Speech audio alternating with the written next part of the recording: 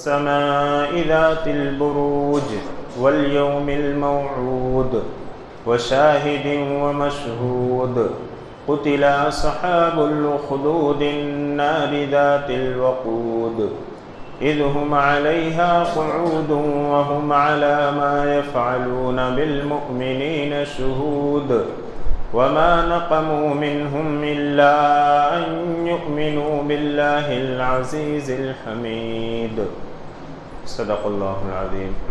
معزز سامعین کرام، تلاوت کردہ آیتیں قرآن کریم کے 30ویں پارے سورہ بروج کی ابتدائی آیات ہیں۔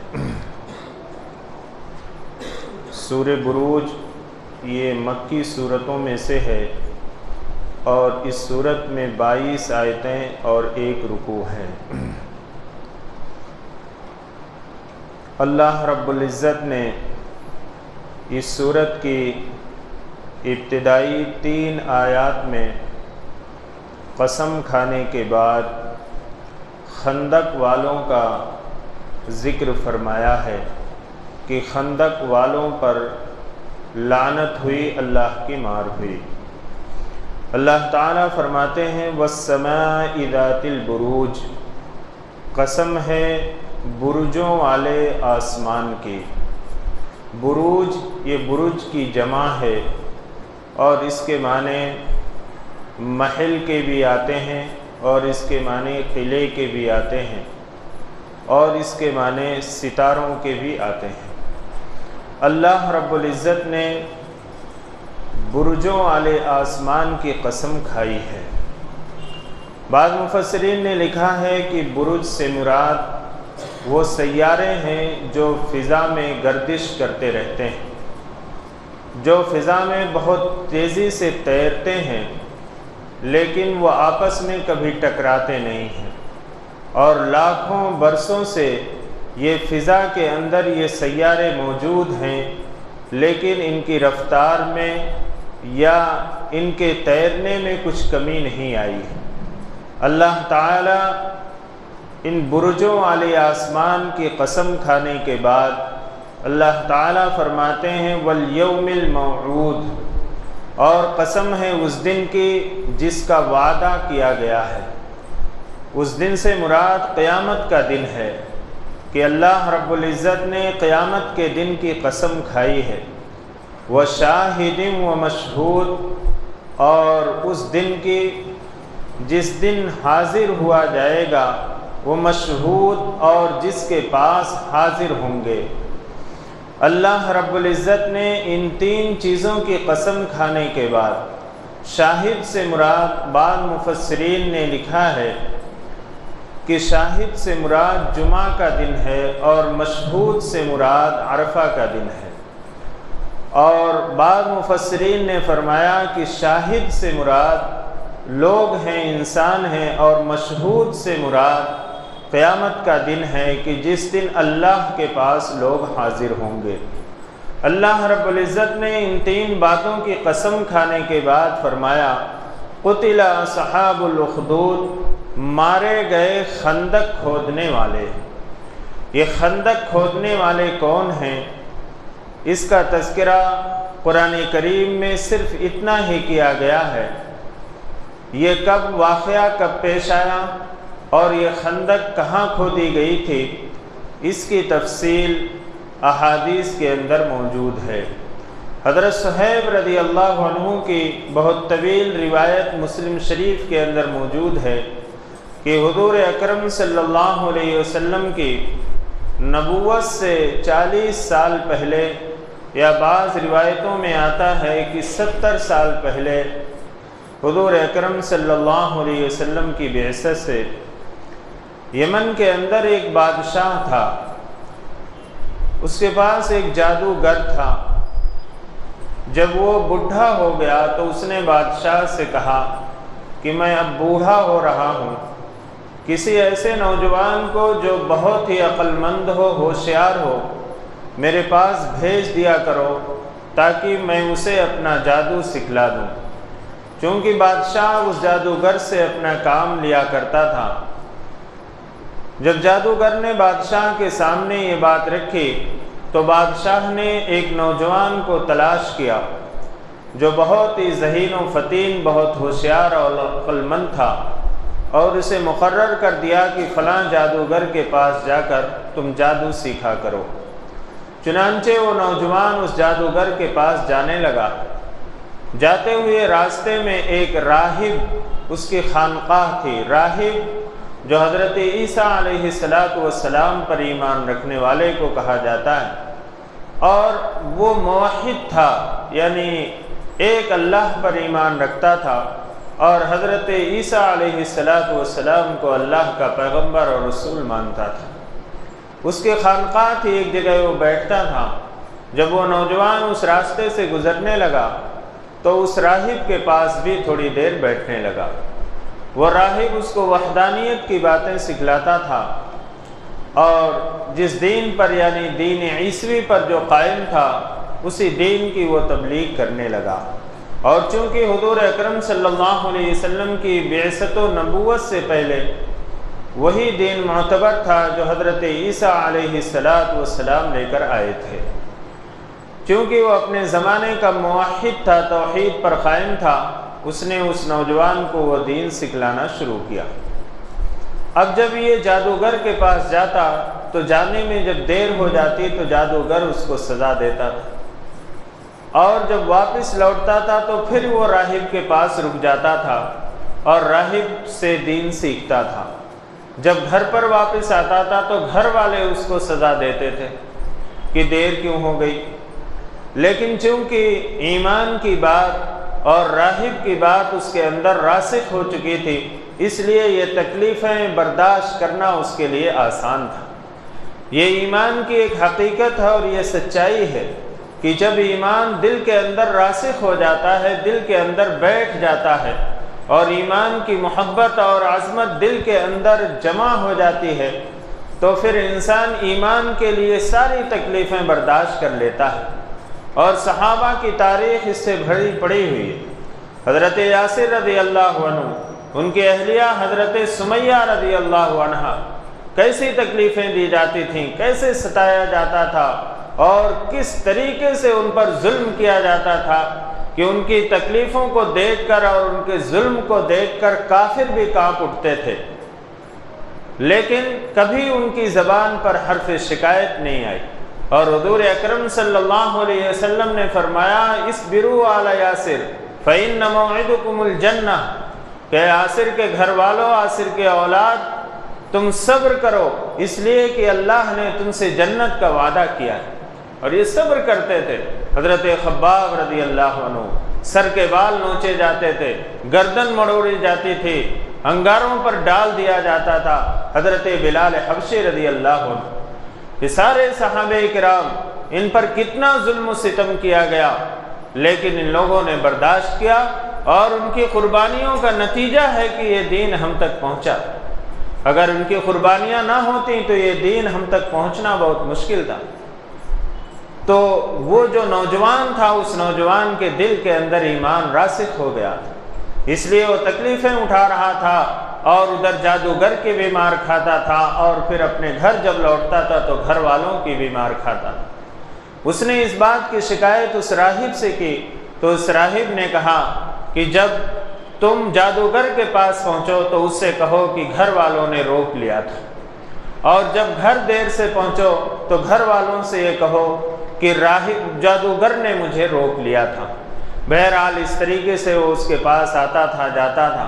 ایک دن جا رہا تھا کہ راستے میں سارے لوگ کھڑے ہوئے تھے، راستہ بالکل رکا ہوا تھا، چونکہ ایک جانور یعنی شیر جو ہے اس راستے پر کھڑا تھا۔ اب لوگ اس کے ڈر اور خوف کی وجہ سے کوئی آگے نہیں بڑھ رہا تھا۔ اس نوجوان نے یہ سوچا کہ آج آزمائش کا اچھا موقع ہے، یہ دیکھنا ہے کہ جادوگر کا دین سچا ہے جو جادوگر سکھلا رہا ہے، یا اس راہب کا دین سچا ہے۔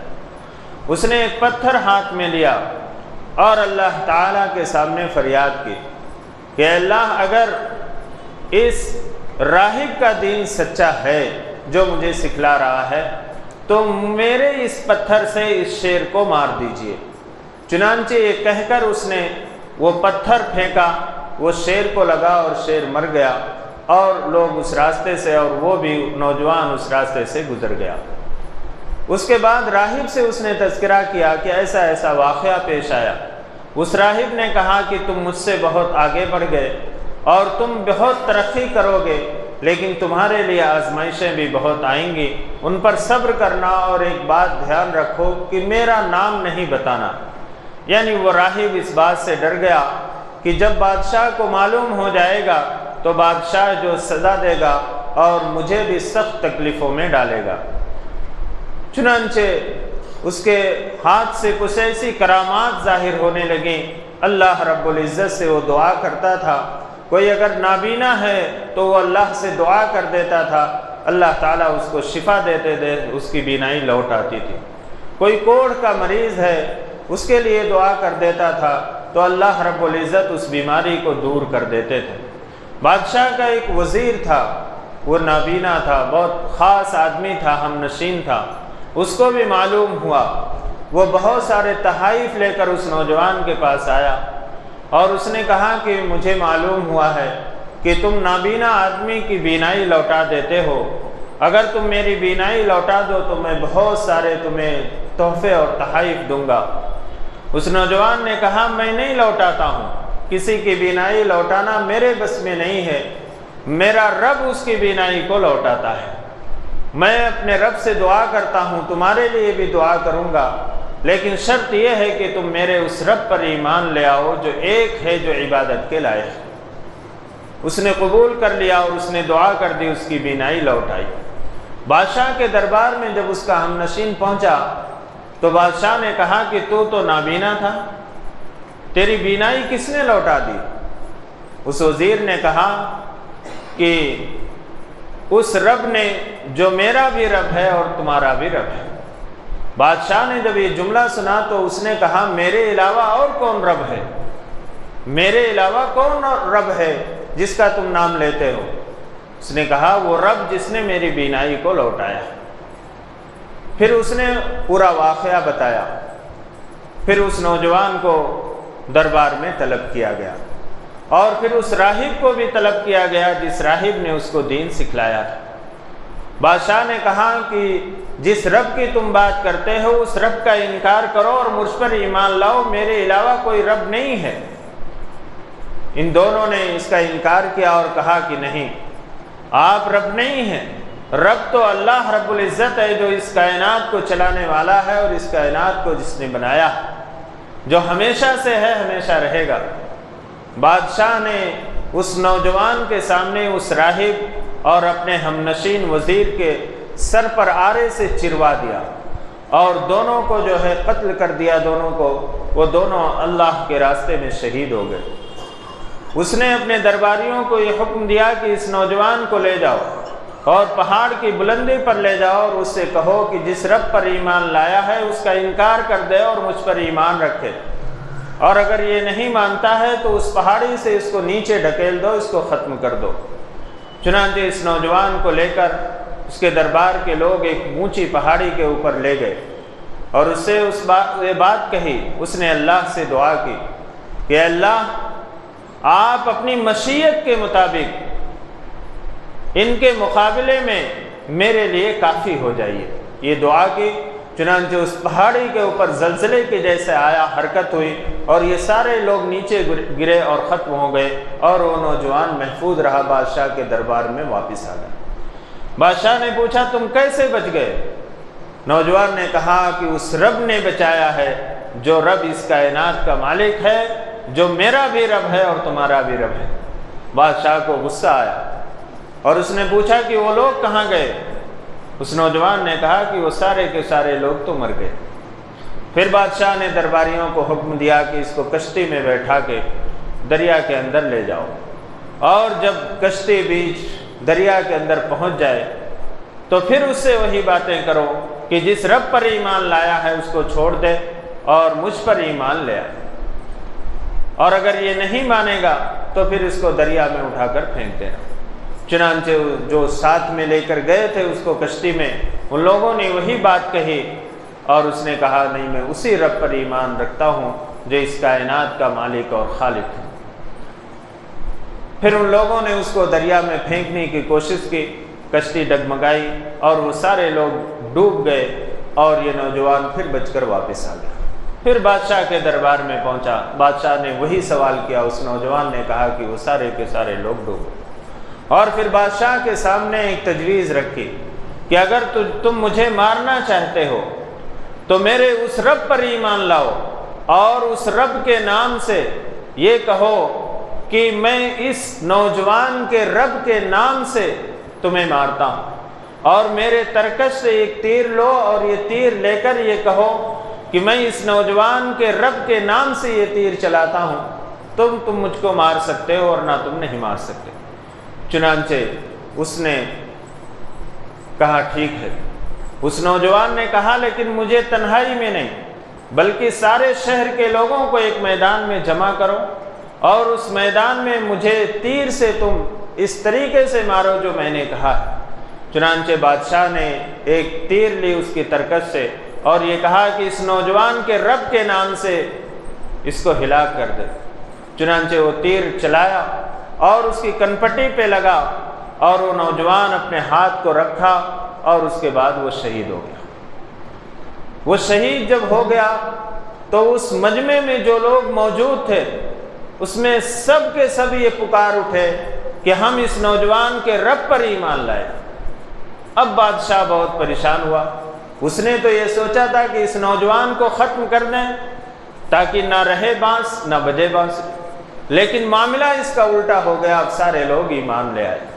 اب بادشاہ کو بہت غصہ آیا، اس نے اپنے فوجیوں سے اور اپنے درباریوں سے جو ایمان نہیں لائے تھے اس سے کہا کہ خندق کھودی جائے اس راستے کے کناروں پر، اور اس میں آگ جلائی جائے اور خوب دہکائی جائے، اور جو شخص ایمان کا دعویٰ کرے کہ میں مومن ہوں، اللہ پر ایمان رکھتا ہوں، اس کو اس آگ کے اندر ڈال دیا جائے۔ چنانچہ ایمان والوں کو جو ایمان رکھتے تھے ان کو اس آگ میں ڈال دیا جاتا تھا۔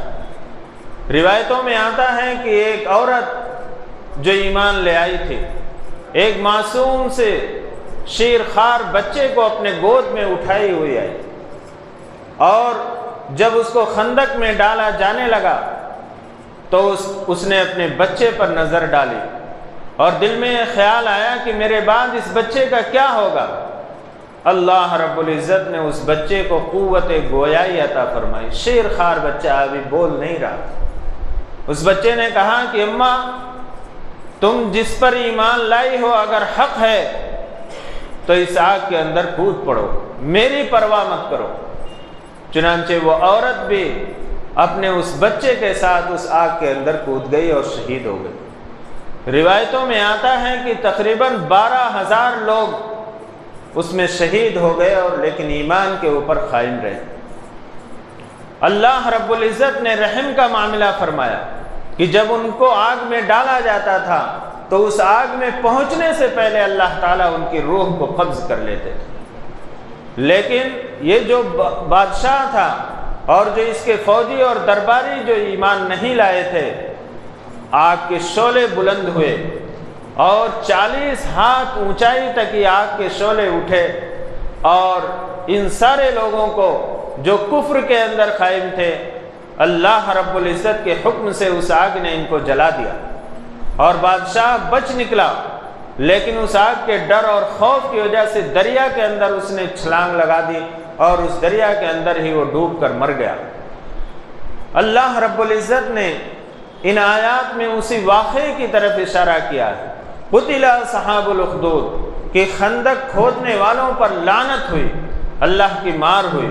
قتلہ کے معنی سے قتل کیے جانے کے، مارے جانے کے ہیں، لیکن حضرت ابن عباس رضی اللہ عنہ نے فرمایا کہ قرآن میں جہاں قتلہ کا لفظ ہے اس کے معنی یہ ہیں کہ لعنت کی گئی، اللہ کی لعنت ہوئی ان پر۔ النار ذات الوقود، وہ آگ جو ایندھنوں سے بھری ہوئی تھی، جنہیں خوب دہکایا گیا تھا، خوب جلایا گیا تھا۔ اذ ہم علیہا قعود، اللہ تعالیٰ فرماتے ہیں کہ وہ اس خندق کے پاس بیٹھے ہوئے تھے، یعنی تماشا دیکھنے کے لیے لوگ جمع ہوئے تھے۔ وَهُمْ عَلَى مَا يَفْعَلُونَ بِالْمُؤْمِنِينَ شُهُودٌ، اور وہ ایمان والوں کے ساتھ جو کر رہے تھے اسے دیکھ رہے تھے۔ اللہ تعالیٰ نے فرمایا کہ جو یہ معاملہ ہو رہا تھا ایمان والوں کے ساتھ، لوگ تماشے دیکھ رہے تھے، یعنی کس قدر ظلم تھا کہ لوگوں کو زندہ جلایا جا رہا تھا، لیکن کوئی بچانے کے لیے، کوئی روکنے کے لیے سامنے نہیں آ رہا تھا۔ اس طریقے سے انسانیت مر چکی تھی۔ اللہ تعالیٰ فرماتے ہیں کہ ایمان والوں کے ساتھ، مسلمانوں کے ساتھ جو کر رہے تھے وہ اسے دیکھ رہے تھے۔ وَمَا نَقَمُوا مِنْهُمْ إِلَّا أَن يُؤْمِنُوا بِاللَّهِ الْعَزِيزِ الْحَمِيدِ۔ اللہ تعالیٰ فرماتے ہیں اور انہیں نہیں سزا دی گئی مگر اس بات کی کہ وہ اللہ پر ایمان لے آئے تھے، العزیز جو غالب ہے، الحمید جو اپنی ذات میں خود قابل تعریف ہے۔ ان کا قصور صرف یہی تھا کہ وہ اللہ پر ایمان لے آئے تھے۔ ہر زمانے میں ایمان والوں کے ساتھ آزمائشیں ہوئی ہیں۔ حضور اکرم صلی اللہ علیہ وسلم کی زندگی سے لے کر اور آج تک ایمان والوں کو آزمایا جا رہا ہے۔ اپنے اپنے دور میں، ہر دور میں ایمان والوں کے ساتھ آزمائشیں ہوئی ہیں، اور ایمان یہ قربانی چاہتا ہے، یہ ہر دور میں قربانی چاہا ہے۔ ایسا نہیں ہے کہ ہم ایمان تو رکھتے ہیں اور ایمان کو ہم محبوب بھی رکھتے ہیں، ایمان کو ہم پسند بھی کرتے ہیں، لیکن ہم ایمان کے لیے قربانی دینے کے لیے تیار نہیں۔ جان دینا تو دور کی بات ہے، آج ہم اپنی خواہشات کی بھی قربانی دینے کے لیے تیار نہیں۔ جیسا کہ ابھی میں نے ذکر کیا کہ صحابہ نے کیسی قربانیاں دی ہیں اس ایمان کی خاطر۔ اللہ رب العزت فرماتے ہیں کہ ان کا قصور صرف اتنا تھا کہ وہ ایمان لے آئے تھے اس اللہ پر جو غالب بھی ہے اور جو اپنی ذات میں خود قابل تعریف ہے، کسی کی تعریف کا وہ محتاج نہیں ہے۔ الذی لہ ملک السماوات والارض واللہ علی کل شیء شہید۔ اللہ تعالیٰ فرماتے ہیں کہ اللہ وہ ہے جو آسمانوں اور زمین کا مالک ہے، واللہ علی کل شیء شہید، اور اللہ ہر چیز پر پوری طرح سے واقف ہے۔ اللہ رب العزت پر ایمان لائے تھے یہ لوگ، ان کا صرف اتنا ہی قصور تھا اور تو کوئی قصور نہیں تھا، اور اس اللہ پر ایمان لائے تھے جس کی صفات یہ ہیں کہ وہ غالب بھی ہے اور قابل تعریف بھی ہے، اور آسمانوں اور زمین کا مالک بھی ہے، اور ہر چیز سے واقف بھی ہے۔ جو ایسی صفات رکھنے والا اللہ ہے تو ظاہر سی بات ہے ایمان تو اسی پر لانا چاہیے، اور عبادت تو اسی کی کرنا چاہیے، پرستش اسی کی کرنا چاہیے، اور معبود بننے کے لائق اور قابل تو وہی ہے جو ایسی صفات کا مالک ہے۔ ان الذين فتنوا المؤمنين والمؤمنات ثم لم يتوبوا فلهم عذاب جہنم ولهم عذاب الحریق۔ اللہ تعالیٰ فرماتے ہیں یقین رکھو کہ جن لوگوں نے مسلمان مردوں کو اور عورتوں کو ایذائیں دیں، تکلیفیں دیں، ثم لم يتوبوا، پھر انہوں نے توبہ نہیں کی، فلہم عذاب جہنم، تو ان کے لیے جہنم کا عذاب ہے، وَلَهُمْ عَذَابُ الْحَرِيقِ، اور ان کے لیے جلنے کا عذاب ہے۔ اللہ رب العزت فرماتے ہیں کہ جس نے بھی مسلمان مردوں کو یا مسلمان عورتوں کو تکلیفیں دی ہیں، ناحق ستایا ہے، ظلم و ستم کے پہاڑ توڑے ہیں، اور اس میں مکہ کے لوگوں کو خاص طور سے مشرکین مکہ کو آگاہ اور خبردار کیا جا رہا ہے کہ پرانی تاریخ اٹھا کر دیکھ لو، پرانے قوموں کے حالات تم پڑھ لو کہ جن قوموں نے اپنے زمانے کے پیغمبر کو یا اہل ایمان کو ستایا ہے، ان کو تکلیفیں دی ہیں، ان کے حال کیا ہوا، وہ کس طریقے سے اس دنیا کے اندر سے نیست و نابود ہو گئے اور ختم ہو گئے۔ یہ مکہ کے مشرکین کو اور کافروں کو اور رہتی دنیا تک آنے والے انسانوں کو اللہ رب العزت نے آگاہ کیا ہے کہ اگر تم اہل ایمان کو ستاؤ گے، چاہے وہ مسلمان مرد ہوں یا عورتیں ہوں، اور پھر تم اس کے ستانے سے باز نہیں آؤ گے، توبہ نہیں کرو، ثم لم یتوبوا، اللہ رب العزت فرماتے ہیں پھر انہوں نے توبہ نہیں کی۔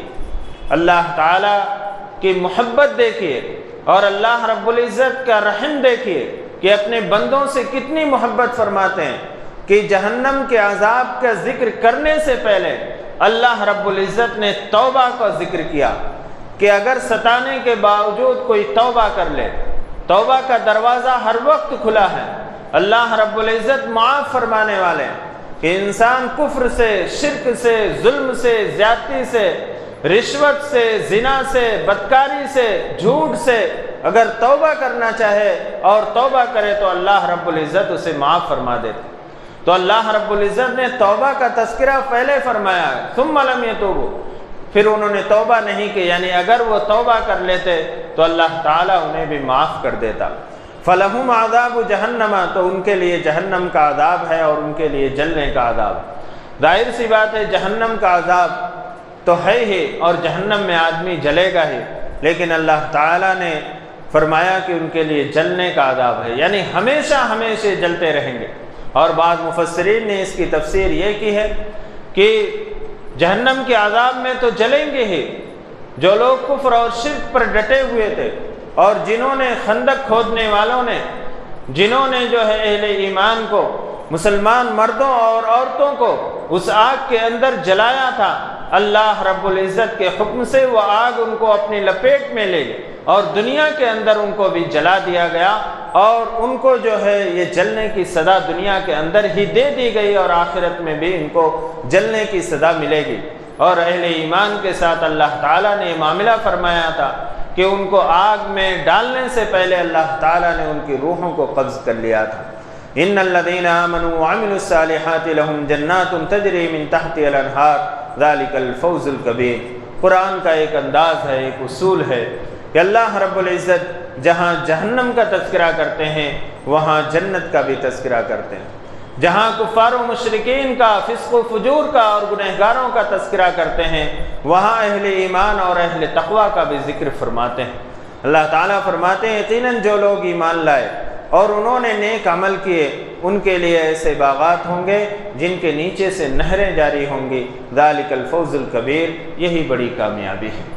اللہ تعالیٰ فرماتے ہیں کہ آدمی ایمان لے آئے اور عمل صالح کرے، اور پھر اس ایمان اور عمل صالح کے نتیجے میں وہ جنت کا مستحق اور حقدار بن جائے، یہی سب سے بڑی کامیابی ہے۔ دنیا کی کامیابی پر اترانے والے لوگ اور دنیا کی کامیابی پر گھمنڈ کرنے والے لوگ، اللہ تعالیٰ فرماتے ہیں کہ وہ کامیابی اصل کامیابی نہیں، اصل کامیابی یہ ہے کہ جو آخرت کی زندگی میں کامیاب ہو جائے اور جو جنت کا مستحق اور حقدار ہو جائے۔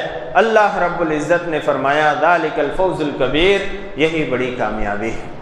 تو اللہ رب العزت نے ان آیات میں خاص طور سے خندق والوں کا واقعہ ذکر فرمایا ہے، اور اس کے ذریعے سے تمام انسانیت کو اور خاص طور سے مسلمانوں کو یہ سبق دیا ہے کہ ایمان یہ آزمائش مانگتا ہے، ایمان یہ قربانی مانگتا ہے، قربانی دینا پڑتا ہے، اور اس ایمان کی خاطر قربانی دینے میں آدمی کو کبھی پیچھے نہیں ہٹنا چاہیے، اور قربانی جان اور مال کی، خواہشات کی، عزت کی، آبرو کی، ہر چیز کی قربانی یہ مانگتا ہے، اور قربانی وہی دے سکتا ہے جس کے دل کے اندر ایمان راسخ ہو چکا ہو، جس کے دل کے اندر ایمان بیٹھ گیا ہو کہ ایمان سے بڑی دولت کوئی چیز نہیں، ایمان سے بڑا متاع اور سامان کچھ بھی نہیں ہے، یہ ایمان کے مقابلے میں دنیا کی ساری چیزیں کوئی معنی نہیں رکھتی، کوئی حیثیت نہیں رکھتی، یہ سب بالکل معمولی چیزیں ہیں۔ اصل چیز ایمان کی دولت ہے،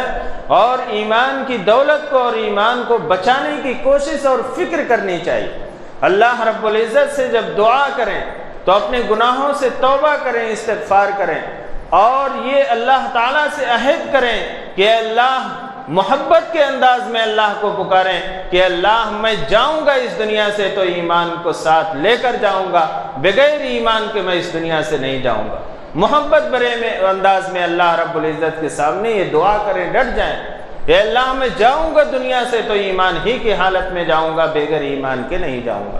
جیسے کوئی بچہ اپنے ماں باپ کے سامنے ڈٹ جاتا ہے اور محبت بھرے انداز میں کہتا ہے کہ ابو جان میں یہ چیز لے کر رہوں گا، آپ مجھے دیجئے، مجھے عنایت فرما دیجئے، ایسے اللہ رب العزت کے سامنے ہم جو ہے محبت بھرے انداز میں اللہ کے سامنے یہ کہیں کہ اللہ میں اس دنیا سے جاؤں گا، اے میرے رب میں اس دنیا سے جاؤں گا تو میں ایمان ہی کی حالت میں جاؤں گا۔ اللہ رب العزت سے اپنے گناہوں سے جب توبہ و استغفار کریں، اپنے اللہ رب العزت سے جب دعائیں مانگیں تو اللہ سے محبت بھرے انداز میں یہ بھی کہیں کہ اللہ میں اس دنیا سے ایمان ہی کی حالت میں جاؤں گا اور مجھے ایمان ہی کی حالت میں اس دنیا سے اٹھانا۔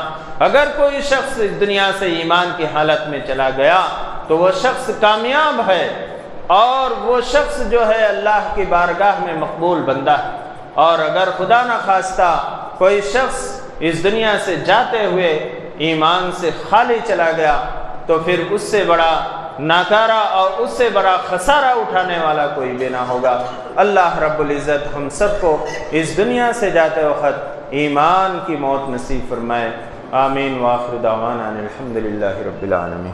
الحمدللہ رب العالمین والعاقبۃ للمتقین والصلاة والسلام علی سید الانبیاء والمرسلین محمد وعلی آلہ واصحابہ اجمعین۔ یا حی یا قیوم یا ودود یا ذو العرش المجید یا فعال لما یرید، یا ارحم الراحمین، آپ رب العالمین ہیں، سارے جہان کے پالنے والے ہیں، آپ رحمان ہیں، بڑی بڑی خطاؤں کو معاف فرمانے والے ہیں، آپ رحیم ہیں، بار بار معاف فرمانے والے ہیں، آپ کریم ہیں، بلا استحقاق بہت ساری نعمتوں سے نوازنے والے ہیں۔ یا ارحم الراحمین، آپ نے ہمیں دین و دنیا کی بہت ساری نعمتیں عطا فرمائی ہیں، ایسی ایسی نعمتیں عطا فرمائی ہیں جن نعمتوں کے ہم مستحق اور حقدار بھی نہ تھے، محض آپ نے اپنے فضل و کرم سے وہ ساری نعمتیں ہمیں عطا فرمائی ہیں۔ یا ارحم الراحمین، جہاں آپ نے ہمیں دین و دنیا کی بہت ساری نعمتیں عطا فرمائی ہیں، وہیں ہم سب کو اور ہر مومن کو مغفرت کی تامہ نعمت سے بھی مالا مال فرما دیجیے۔ یا ارحم الراحمین، ہم سب کو معاف فرما دیجیے، ہم گنہگار خطاوار قصوروار بندے ہیں۔ یا ارحم الراحمین، وہ آپ بڑی بڑی خطاؤں کو معاف فرمانے والے ہیں۔ یا ارحم الراحمین، آپ تو کفر اور شرک کو بھی توبہ کرنے سے معاف فرما دیتے ہیں۔ یا ارحم الراحمین، ہم سب کی خطاؤں کو لغزشوں کو درگزر فرما دیجیے۔ یا ارحم الراحمین، جو بیمار ہیں انہیں شفاء کاملہ عاجلہ دائمہ مستمرہ عطا فرمائیے، جو پریشان حال ہیں ان کی پریشانیوں کو دور فرما دیجیے، جو ضرورت مند ہیں ان کی جائز ضرورتوں کی تکمیل فرما دیجیے۔ یا ارحم الراحمین، جو مقروض ہیں ان کی قرضوں کی ادائیگی کے اسباب غیب سے مہیا فرما دیجیے۔ یا ارحم الراحمین، جو بچے اعلیٰ تعلیم کے لیے کوششیں کر رہے ہیں، یا ارحم الراحمین، ان کی کوششوں میں کامیابی عطا فرمائیے۔ یا ارحم الراحمین، ان کی کوششوں میں کامیابی عطا فرمائیے۔ یا ارحم الراحمین، حضور اکرم صلی اللہ علیہ وسلم کی سچی محبت و اطاعت ہمارے دلوں کے اندر پیدا فرما دیجیے۔ آپ صلی اللہ علیہ وسلم کی سنتوں سے محبت اور عشق پیدا فرما دیجیے۔ آپ صلی اللہ علیہ وسلم کی سنتوں پر عمل کرنا آسان فرما دیجیے۔ یا ارحم الراحمین، جب تک زندگی عطا فرمائیے ایمان اور عمل صالح پر قائم اور دائم رکھیے، اور جب اس دنیا سے جانے کا وقت آئے یا ارحم الراحمین ہم سب کا خاتمہ اکمل ایمان پر نصیب فرمائیے۔ یا ارحم الراحمین، حضور اکرم صلی اللہ علیہ وسلم کے صدقہ طفیل ہماری دعاؤں کو قبول و منظور فرما لیجیے۔ ربنا تقبل منا انک انت السمیع العلیم وتب علینا انک انت التواب الرحیم برحمتک یا ارحم الراحمین۔ الحمدللہ۔